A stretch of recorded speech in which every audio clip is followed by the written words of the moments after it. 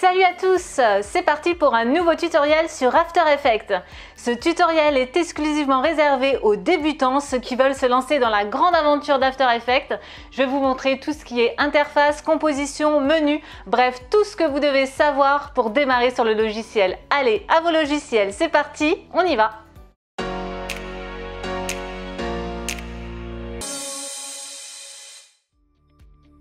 Alors donc nous voici donc sur l'interface d'After Effects.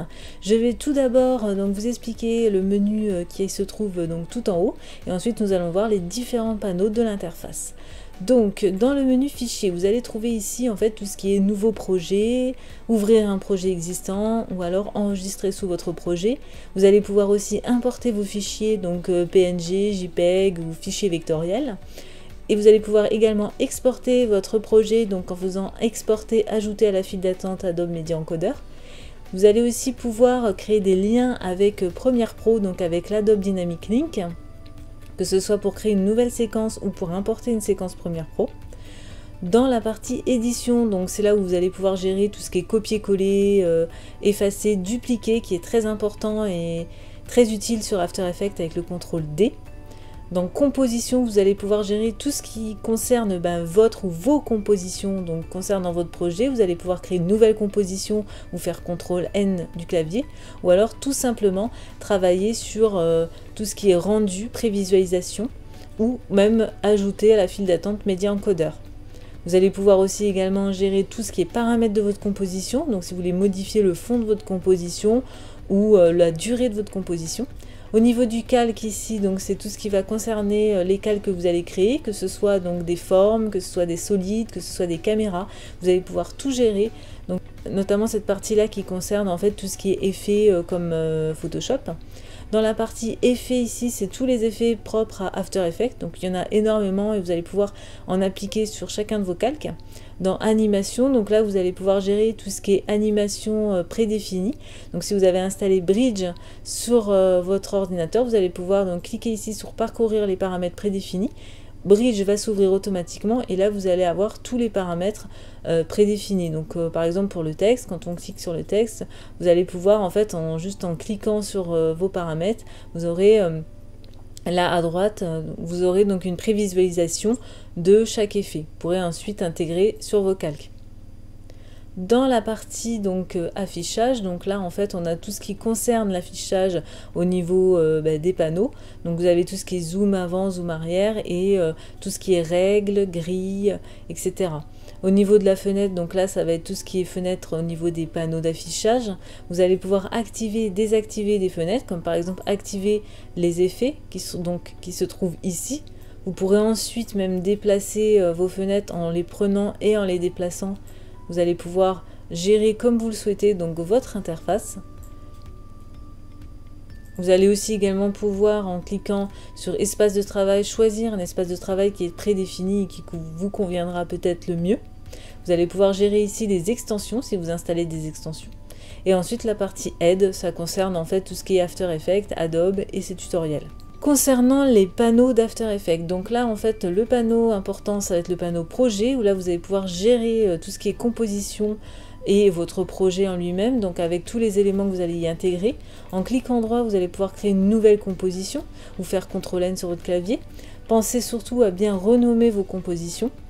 Au niveau donc du format, on fera donc du 1920 par 1080, donc format HD, pixels carrés, 25 images par seconde. Vous allez pouvoir gérer ici la résolution dans votre projet et ici la durée et là la couleur de fond de votre composition.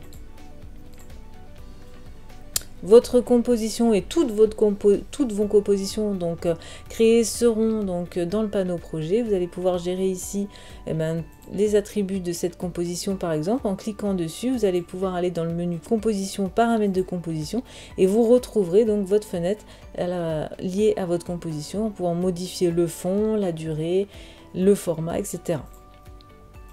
Dans ce panneau, vous allez pouvoir aussi importer en cliquant droit tous vos éléments. Donc en faisant importation fichier, là vous allez pouvoir récupérer par exemple de l'audio, tout simplement en faisant importer. Et là donc vous allez pouvoir créer des nouveaux dossiers et donc pouvoir ranger tous vos éléments. Notamment par exemple, j'ai importé un audio, je le range dans un dossier audio. Je peux créer également des dossiers pour les compositions. car vous aurez certainement peut-être plusieurs compositions dans votre projet que vous allez pouvoir classer, et ainsi de suite pour les rushs, pour les JPEG, pour les vectoriels, etc. Vous avez aussi des boutons en bas de raccourcis pour supprimer, créer une nouvelle composition, créer un nouveau dossier. Pour la partie donc effets, donc là vous allez pouvoir gérer tous les effets que vous allez apporter donc à vos calques qui se trouveront dans la timeline. Ensuite, donc la partie composition, tout ce qui concerne votre composition. Donc là, vous allez pouvoir gérer son affichage. Donc quand vous faites ajuster, elle va s'adapter à la taille en fait de votre fenêtre. Vous pouvez également ici sélectionner la taille que vous souhaitez. Ensuite, donc là, vous aurez donc tout ce qui est grille, repères, règles. Donc simplement en cliquant dessus pour les activer, ce qui va vous permettre tout simplement de pouvoir mieux positionner vos éléments, et de recliquer dessus pour les désactiver. Vous avez ici cette partie donc résolution qu'on a retrouvée donc dans les paramètres de composition, où là vous allez pouvoir gérer si vous voulez de l'intégrale ou si vous voulez par exemple du 1/4, du tiers, etc. Je vous conseille de mettre en 1/4 pour que votre logiciel en fait permette de mieux calculer plus rapidement vos prévisualisations. Ensuite ici vous avez donc la partie donc transparence si vous souhaitez enlever la couleur de fond de votre composition ou la réactiver. La partie caméra et vue ça va être spécialement pour la 3D. Donc voilà pour la partie composition. Ensuite là vous avez le panneau audio, donc ça va vous permettre de visualiser le niveau sonore de vos sons, de vos musiques et de vos voix off par exemple. Évitez donc qu'elles montent dans le rouge parce que sinon ça va saturer au niveau audio et avoir une mauvaise qualité. Au niveau des caractères, donc là vous allez pouvoir gérer tout ce qui est texte. Ensuite là c'est tout ce qui est partie prévisualisation, donc moi la barre de raccourci c'est la barre d'espacement.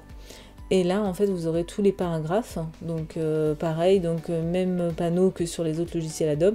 Et ici vous allez retrouver donc le panneau effets et paramètres prédéfinis, vous allez pouvoir retrouver les effets que vous souhaitez qui sont également ici.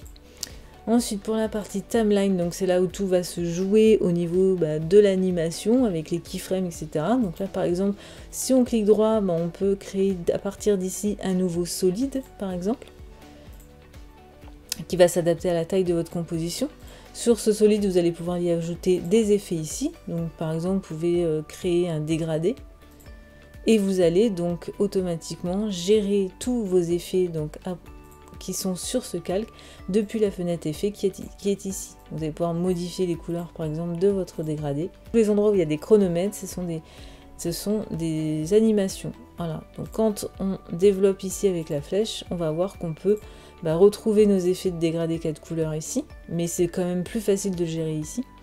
Et là, donc la partie transformée, vous allez pouvoir gérer tout ce qui est position, échelle, rotation, opacité de chaque objet.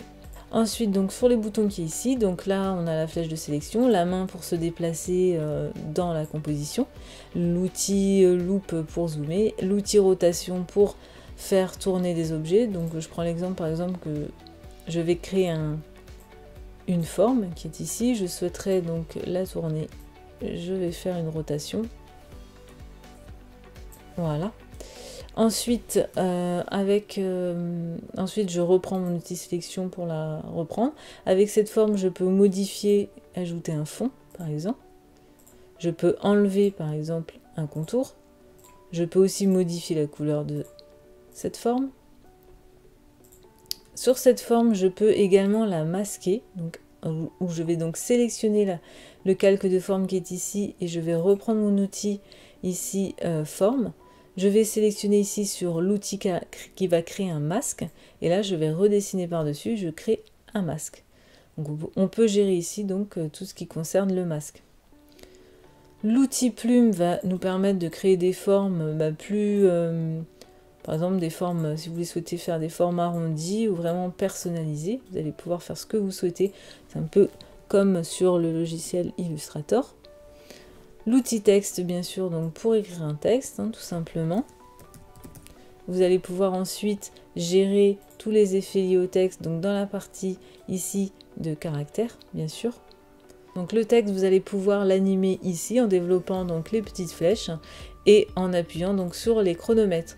Je prends l'exemple, si on veut déplacer par exemple notre texte, on clique sur le chronomètre ici, on se déplace dans la timeline, on bouge notre texte, là on va avoir donc un trait qui va s'afficher, qui va nous dire en fait que le texte est en déplacement. Et donc quand on appuie sur la touche espace, on a notre texte qui se déplace. Voilà le principe de base de l'animation sur After Effects. Si vous souhaitez ajouter un effet, il suffit de cliquer sur le calque en question, donc le texte, de faire effet et d'ajouter l'effet que vous souhaitez. Si vous souhaitez ajouter une animation prédéfinie, il suffit de sélectionner le texte ici, animation, de parcourir les paramètres prédéfinis, qui va vous ouvrir donc Bridge, et là vous allez pouvoir ajouter une animation sur votre texte. Vous allez pouvoir en fait ouvrir tous ces dossiers, tester chaque animation. On va prendre par exemple le fond ondulant, on va double-cliquer dessus, et il se mettra automatiquement sur notre calque de texte. Là nous allons fermer, et donc quand on active la barre espace, on a bien l'effet qui s'affiche. Ensuite dans la timeline, donc là vous allez pouvoir décocher ou cocher les éléments que vous souhaitez voir apparaître. Si vous souhaitez voir apparaître seulement le texte, vous avez juste à cliquer sur le point qui est ici. Si vous souhaitez verrouiller des éléments, il suffit juste de les activer ici avec les cadenas. Ensuite ici donc vous avez les étoiles qui vont vous permettre de garder la vectorisation des éléments, pour pas qu'ils pixelisent notamment, surtout pour des fichiers vectoriels d'Illustrator. Ici, vous allez activer le flou de bouger, le flou de mouvement. Donc, il va vous permettre en fait de créer un flou naturel. Cette partie-là activée va vous permettre de travailler sur de la 3D. Vous allez aussi pouvoir ici gérer, zoomer ou dézoomer dans votre timeline, qui est très utile. Vous allez pouvoir ici, donc là, sélectionner la partie que vous souhaitez exporter, tout simplement en déplaçant ici à l'aide de votre souris donc la barre qui est ici. Donc voilà pour ce qui est donc d'une première base sur After Effects. Si vous avez des questions, n'hésitez pas à me les poser dans vos commentaires. Si vous avez aimé ce tutoriel, n'hésitez pas à liker, partager. À bientôt pour un nouveau tutoriel.